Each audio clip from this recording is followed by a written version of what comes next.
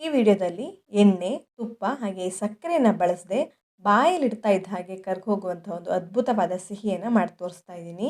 ನೀವು ನಂಬಲ್ಲ, ಇದನ್ನು ಮಾಡ್ಕೊಳ್ಳೋದಕ್ಕೆ ನಾನು ಕೇವಲ 4 ಸಾಮಗ್ರಿಯನ್ನು ಬಳಸಿರೋದು.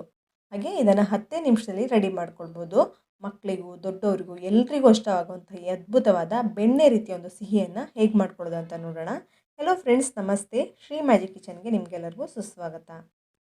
ಈ ಸಿಹಿ ರೆಡಿ ಮಾಡ್ಕೊಳ್ಳೋದಕ್ಕೆ ನಾನಿಲ್ಲಿ 3 ಕ್ಯಾರೆಟನ್ನು ಉಪಯೋಗಿಸ್ಕೊಳ್ತಾ ಇದ್ದೀನಿ. ಸುಮಾರು 1/4 kg ಆಗೋಷ್ಟು ಕ್ಯಾರೆಟನ್ನು ತೊಗೊಳ್ತಾ ಇದ್ದೀನಿ. ಇದನ್ನು ಚೆನ್ನಾಗಿ ವಾಶ್ ಮಾಡಿಕೊಂಡು ಸಿಪ್ಪೆನೆಲ್ಲ ತಗೊಂಡಿದ್ದೀನಿ. ಇದನ್ನು ಚಿಕ್ಕದಾಗಿ ಕಟ್ ಮಾಡ್ಕೊಳ್ಬೇಕು. ಆದಷ್ಟು ಚಿಕ್ಕದಾಗಿಯೇ ಕಟ್ ಮಾಡ್ಕೊಳ್ಳಿ. ಇದನ್ನು ಬೇಯಿಸ್ಕೊಳ್ಬೇಕು ಅಥವಾ ನೀವು ಸ್ಟೀಮ್ ಕೂಡ ಮಾಡ್ಕೊಳ್ಬೋದು. ನಿಮ್ಗೆ ಯಾವ್ದು ಅನುಕೂಲ ಆಗುತ್ತೋ ಆ ರೀತಿ ಇದನ್ನು ರೆಡಿ ಮಾಡ್ಕೊಳ್ಬೋದು. ಆದಷ್ಟು ಚಿಕ್ಕದಾಗಿ ಕಟ್ ಮಾಡಿಕೊಂಡ್ರೆ ಬೇಗನೆ ಬೆಂದ್ಬಿಡುತ್ತೆ. ಇದನ್ನು ಕಟ್ ಮಾಡ್ಕೊಂಡಿದ್ದಾಗಿದೆ. ನಾನು ಬೇಯಿಸ್ಕೊಳ್ತಾ ಇದ್ದೀನಿ. ಒಂದು ಪಾತ್ರೆಗೆ ಹಾಕ್ಕೊಂಡು ಇದು ಮುಳುಗೋಷ್ಟು ನೀರನ್ನು ಸೇರಿಸ್ಕೊಂಡು ಬೇಯಿಸ್ಕೊಳ್ತಾ ಇದ್ದೀನಿ. ಒಂದು 3-4 ನಿಮಿಷದಲ್ಲೆಲ್ಲ ಚೆನ್ನಾಗಿ ಬೆಂದ್ಬಿಡುತ್ತೆ. ಇದೀಗ ಹೈ ಫ್ಲೇಮಲ್ಲಿ ಇಟ್ಕೊಂಡೆ ಬೇಯಿಸ್ಕೊಳ್ಳಿ, ಬೇಗ ಬೆಂದ್ಬಿಡುತ್ತೆ. ಲೈಟಾಗಿ ಕಲರ್ ಚೇಂಜ್ ಆಗ್ತಾ ಇದೆ. ಇವಾಗ ಒಂದ್ಸಲ ಚೆಕ್ ಮಾಡಿ ನೋಡ್ಕೊಳ್ಬೋದು ಚೆನ್ನಾಗಿ ಬೆಂದಿದೆಯಾ ಇಲ್ವಾ ಅಂತ. ನೀವು ಒಂದು ಪಾತ್ರೆಯಲ್ಲಿ ಸ್ಟೀಮ್ ಕೂಡ ಇದನ್ನು ಮಾಡ್ಕೊಳ್ಬೋದು. ಅದು ಕೂಡ ತುಂಬ ಚೆನ್ನಾಗಿ ಬೇಯುತ್ತೆ. ಈ ರೀತಿಯೂ ಮಾಡ್ಕೊಳ್ಬೋದು. ಇದೀಗ ಒಂದು ಚೆಕ್ ಮಾಡಿ ನೋಡ್ತಾ ಇದ್ದೀನಿ ನೋಡಿ. ಈ ರೀತಿ ಒಂದು ಪ್ಲೇಟಿಗೆ ಹಾಕ್ಕೊಂಡು, ತುಂಬ ಬಿಸಿ ಇರೋದ್ರಿಂದ ಕೈಯಲ್ಲಿ ಮುಟ್ಟು ನೋಡೋದಕ್ಕಾಗಲ್ಲ. ಈ ರೀತಿ ಕಟ್ ಮಾಡಿ ನೋಡಿ. ಇವಾಗ ಈ ರೀತಿ ಕಟ್ ಮಾಡೋದಕ್ಕಾದರೆ ಚೆನ್ನಾಗಿ ಬೆಂದಿದೆ ಅಂತ. ತುಂಬ ಸಾಫ್ಟಾಗಿದೆ. ಇವಾಗ ಇದನ್ನು ತಣ್ಣಗಾಗೋದಕ್ಕೆ ಇಡ್ತಾ ಇದ್ದೀನಿ. ತುಂಬ ಬಿಸಿ ಇದೆ, ಹಾಗಾಗಿ ತಣ್ಣಗಾಗೋದಕ್ಕೆ ಇಡ್ತಾ ಇದ್ದೀನಿ. ಇವಾಗ ಒಂದು ಪಾತ್ರೆಗೆ ಸುಮಾರು 3/4 ಕಪ್ ಆಗೋಷ್ಟು ಬೆಲ್ಲ ಹಾಕ್ಕೊಂಡಿದ್ದೀನಿ. ಹಾಗೆ 1/4 ಕಪ್ಗಿಂತಲೂ ಸ್ವಲ್ಪ ಕಡಿಮೆ ನೀರನ್ನು ಇದಕ್ಕೆ ಹಾಕ್ಕೊಳ್ಬೇಕು. ಬೆಲ್ಲ ಕರಗಿಸ್ಕೊಳ್ಬೇಕು. ನಾನು ಪಾಕ ಏನೂ ಮಾಡ್ಕೊಳ್ತಾ ಇಲ್ಲ. ಬೆಲ್ಲ ಕರಗೋದಕ್ಕೆ ಸ್ವಲ್ಪ ನೀರನ್ನು ಸೇರಿಸ್ಕೊಂಡು ನೋಡಿ, ಈ ರೀತಿ ಗ್ಯಾಸ್ ಫ್ಲೇಮನ್ನು ಹೈ ಫ್ಲೇಮಲ್ಲೇ ಇದನ್ನು ಚೆನ್ನಾಗಿ ಕರಗಿಸ್ಕೊಳ್ಳಿ ಬೆಲ್ಲವನ್ನು. ಪಾಕ ಏನು ಮಾಡ್ಕೊಳ್ಬೇಕಂತೇನಿಲ್ಲ.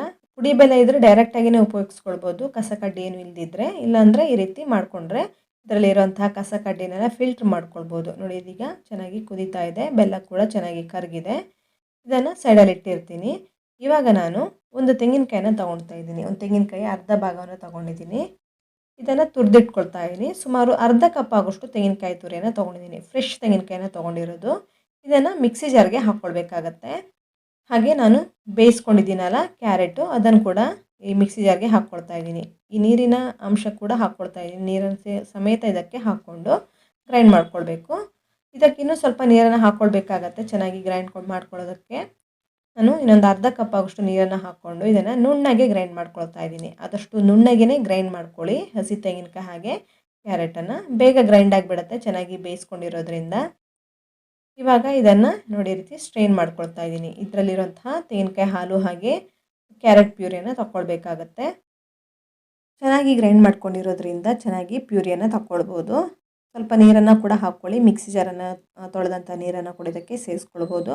ಸುಮಾರು 1 ಕಪ್ ಆಗೋಷ್ಟು ನೀರನ್ನು ಹಾಕ್ಕೊಂಡು ನೋಡಿ, ಈ ರೀತಿ ಚೆನ್ನಾಗಿ ಪ್ಯೂರಿಯನ್ನು ಹಿಂಡ್ಕೊಳ್ಬೇಕಾಗತ್ತೆ. ಈ ರೀತಿ ಸ್ಟ್ರೈನರನ್ನು ಕೂಡ ಉಪಯೋಗಿಸ್ಕೊಳ್ಬೋದು ಅಥವಾ ಕಾಟನ್ ಬಟ್ಟೆನ ಉಪಯೋಗಿಸ್ಕೊಂಡು ಚೆನ್ನಾಗಿ ಇದನ್ನು ಹಿಂಡ್ಕೊಳ್ಬೋದು. ನೋಡಿ, ಈ ರೀತಿ ಕ್ವಿಕ್ಕಾಗಿ ಆಗಿಬಿಡುತ್ತೆ. ಇದನ್ನು ಮಾಡ್ಕೊಳ್ಳೋದಕ್ಕೆ ಹೆಚ್ಚಿನ ಸಮಯ ಬೇಕಂತೇನಿಲ್ಲ. ಎಣ್ಣೆ ತುಪ್ಪ ಬಳಸದೆ ಕೇವಲ 4 ಸಾಮಗ್ರಿಯಲ್ಲಿ ಈ ಸಿಹಿಯನ್ನು ಸಿಂಪಲ್ಲಾಗಿ ಮಾಡ್ಕೊಳ್ಬೋದು. ಹಾಗೆ ಇದಕ್ಕೆ ಸಕ್ಕರೆಯನ್ನು ಕೂಡ ಬಳಸ್ತಾ ಇಲ್ಲ. ಆರೋಗ್ಯ ಕೂಡ ಬಹಳನೇ ಒಳ್ಳೆಯದು.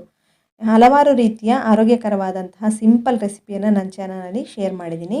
ನೀವು ಅದನ್ನು ಕೂಡ ನೋಡಿ ಟ್ರೈ ಮಾಡ್ಬೋದು ನಿಮ್ಮ ಮನೆಯಲ್ಲಿ.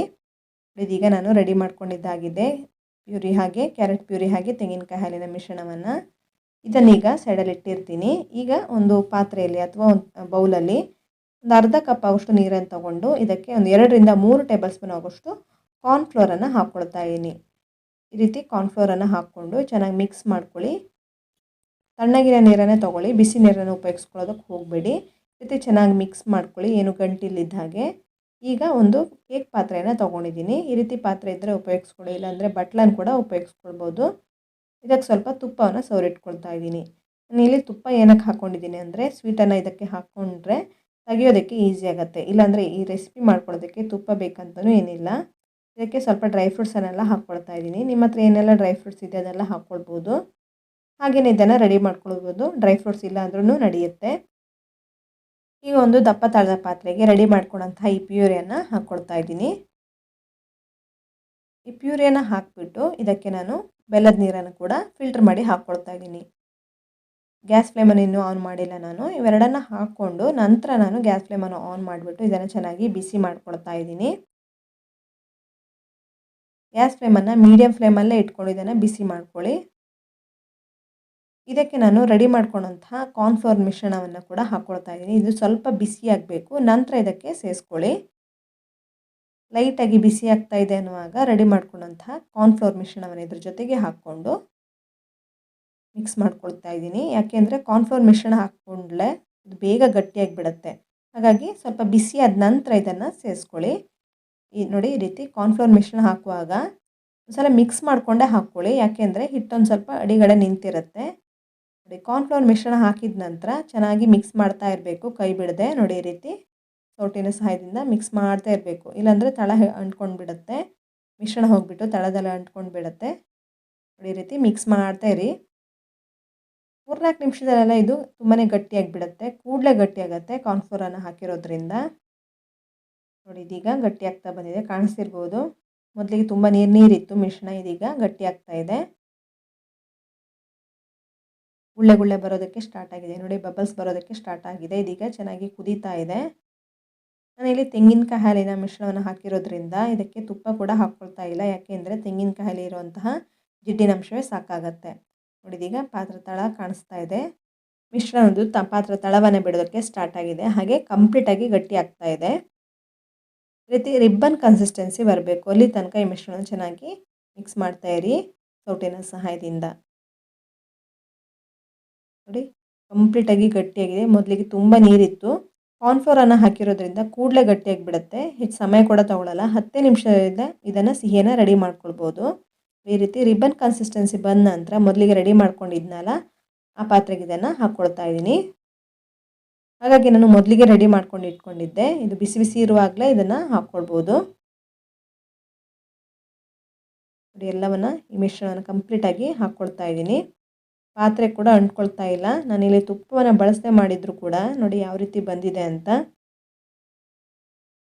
ಇದನ್ನೀಗ ಲೈಟಾಗಿ ಲೆವೆಲ್ ಮಾಡಿಕೊಂಡು ಕಂಪ್ಲೀಟಾಗಿ ತಣ್ಣಗಾಗೋದಕ್ಕೆ ಇಡ್ತಾ ಇದ್ದೀನಿ. ನೀವು ಬೇಕಾದರೆ ಬಿಸಿ ಬಿಸಿ ಇರುವಾಗಲೂ ತಿನ್ಬೋದು. ಈ ರೀತಿ ಲೆವೆಲ್ ಮಾಡಿಕೊಂಡು ಸೆಟ್ ಮಾಡ್ಕೊಳ್ಬೇಕಂತನೂ ಏನಿಲ್ಲ. ಕಂಪ್ಲೀಟಾಗಿ ತಣ್ಣಗಾದ ನಂತರ ಇದನ್ನು ಓಪನ್ ಮಾಡ್ತಾ ಇದ್ದೀನಿ. ಬೇಗ ಬಂದುಬಿಡತ್ತೆ ಪಾತ್ರೆಯಿಂದ, ಅಂಟ್ಕೊಳ್ಳೋದು ಇಲ್ಲ ಇದು. ನೋಡಿ ಯಾವ ರೀತಿ ಇದೆ ಅಂತ ಕಾಣಿಸ್ತಿರ್ಬೋದು. ಮಕ್ಕಳಿಗಂತೂ ತುಂಬಾ ಇಷ್ಟ ಆಗುತ್ತೆ. ಆರೋಗ್ಯಕ್ಕೆ ಕೂಡ ಬಹಳನೇ ಒಳ್ಳೆಯದು. ಯಾಕೆಂದರೆ ನಾನಿಲ್ಲಿ ಕ್ಯಾರೆಟನ್ನು ಬಳಸಿದ್ದೀನಿ, ಹಾಗೆ ಬೆಲ್ಲವನ್ನು ಉಪಯೋಗಿಸ್ಕೊಂಡಿರೋದ್ರಿಂದ ಆರೋಗ್ಯ ಕೂಡ ಬಹಳನೇ ಒಳ್ಳೆಯದು. ತುಂಬಾ ರುಚಿಯಾಗಿಯೂ ಇರುತ್ತೆ. ಮಕ್ಕಳಿಗೆ ಬೇಕ್ರಿಯಿಂದ ಹೊರಗಡೆಯಿಂದೆಲ್ಲ ತಿಂಡಿ ತಂದು ಕೊಡೋದಕ್ಕಿಂತ ಮನೆಯಲ್ಲೇ ಈ ರೀತಿ ಕ್ವಿಕ್ಕಾಗಿ ಮಾಡಿಕೊಟ್ರೆ ತುಂಬಾ ಇಷ್ಟಪಟ್ಟು ತಿಂತಾರೆ, ರುಚಿಯಾಗಿಯೂ ಇರುತ್ತೆ. ಒಂದ್ಸಲ ಇದನ್ನು ಟ್ರೈ ಮಾಡಿ ನೋಡಿ. ಹೇಗೆ ಬಂತು ಅಂತ ನನಗೆ ಕಮೆಂಟ್ ಸೆಕ್ಷನಲ್ಲಿ ತಪ್ಪದೆ ಕಮೆಂಟ್ ಮಾಡಿ. ಈಗ ನಾನು ಒಂದನ್ನು ಕಟ್ ಮಾಡಿ ತೋರಿಸ್ತಾ ಇದ್ದೀನಿ. ನೋಡಿ ನೋಡೋದಕ್ಕೆ ಬೆಣ್ಣೆ ಥರನೇ ಕಾಣಿಸ್ತಾ ಇದೆ. ಹಾಗೆ ಬಾಯಲ್ಲಿ ಇಡ್ತಾ ಇದ್ರು ಹಾಗೆ ಕರ್ಗ್ ಹೋಗಿಬಿಡುತ್ತೆ. ತುಂಬಾ ರುಚಿಯಾಗಿರುತ್ತೆ. ದೊಡ್ಡವರು ಚಿಕ್ಕವರು ಎಲ್ಲರೂ ಇಷ್ಟಪಟ್ಟು ತಿನ್ನುವಂಥ ಸಿಹಿ ಇದು. ಒಂದ್ಸಲ ಇದನ್ನು ಟ್ರೈ ಮಾಡಿ. ಹೇಗೆ ಬಂತು ಅಂತ ನನಗೆ ಕಮೆಂಟ್ ಸೆಕ್ಷನಲ್ಲಿ ತಪ್ಪದೆ ಕಮೆಂಟ್ ಮಾಡಿ. ಹಾಗೆ ನಿಮ್ಮ ಫ್ರೆಂಡ್ಸ್ ಹಾಗೂ ಫ್ಯಾಮಿಲಿ ಮೆಂಬರ್ಸೊಂದಿಗೆ ರೆಸಿಪಿಯನ್ನು ಶೇರ್ ಮಾಡಿ, ಲೈಕ್ ಮಾಡಿ. ಇನ್ನಷ್ಟು ಹೊಸ ರೀತಿಯ ಅದ್ಭುತವಾದ ರೆಸಿಪಿಗಳೊಂದಿಗೆ ಸಿಗೋಣ. ಧನ್ಯವಾದಗಳು.